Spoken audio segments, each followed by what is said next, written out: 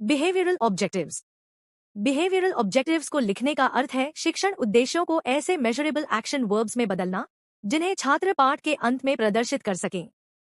प्रमुख अप्रोच में ब्लूम का वर्गीकरण, मैगर का दृष्टिकोण और आरसीईएम दृष्टिकोण शामिल हैं, जो उद्देश्यों को कॉग्निटिव, इफेक्टिव एंड साइकोमोटर क्षेत्रों में स्पष्ट करते हैं। Approaches to writing objectives in behavioural terms. एक ब्लूम्स टैक्सोनॉमी 1956 यह cognitive, effective and psychomotor domain के आधार पर व्यवहार को परिभाषित करता है। यह सबसे प्रचलित दृष्टिकोण है।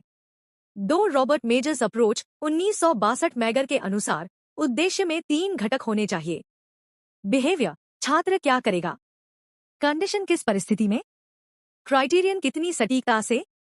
3 RCEM approach 1972 regional college of education, Mysore द्वारा विकसित।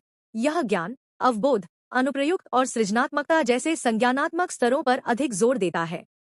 4 एनसीईआरटी अप्रोच 1972 यह भारतीय संदर्भ में करिकुलम के उद्देश्यों को व्यवहारिक रूप में लिखने की प्रक्रिया है। Behavioural objectives.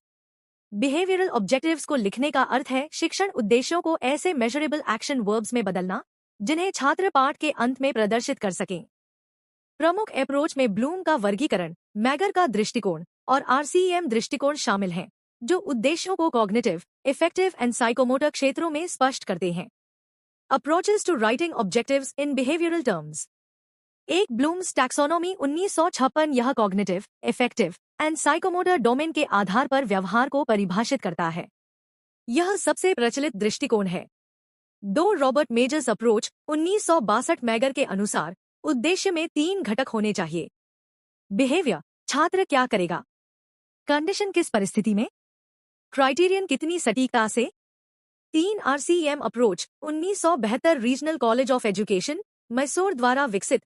यह ज्ञान, अवबोध, अनुप्रयुक्त और सृजनात्मकता जैसे संज्ञानात्मक स्तरों पर अधिक जोर देता है। 4 एनसीईआरटी अप्रोच 1972 यह भारतीय संदर्भ में करिकुलम के उद्देश्यों को व्यवहारिक रूप में लिखने की प्रक्रिया है।